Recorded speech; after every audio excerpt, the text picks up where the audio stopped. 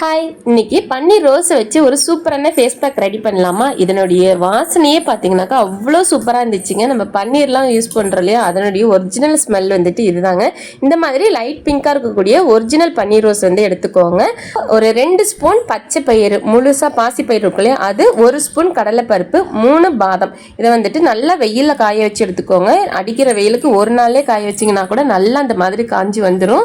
இது கூட பார்த்தீங்கன்னாக்கா வீட்டிலேயே நிழல்லே பார்த்தீங்கன்னாக்கா காய வச்சு எடுத்து அந்த பன்னீர் ரோஸ் அதையும் ஒரு கைப்பிடி சேர்த்துட்டு மிக்ஸி ஜார்ல நல்லா நைஸா பொடி பண்ணி எடுத்துக்க போறோம். கொரகொரப்பாலாம் அரைக்காதீங்க, நல்லாவே நைஸா அரைச்சு எடுத்துக்கோங்க. இப்போ இதை ஒரு பிளேட்ல மாத்திட்டு நல்லா ஆற வச்சுக்கோங்க. மிக்ஸில அரைச்ச அந்த ஹீட் வந்துட்டு இருக்கக்கூடாது.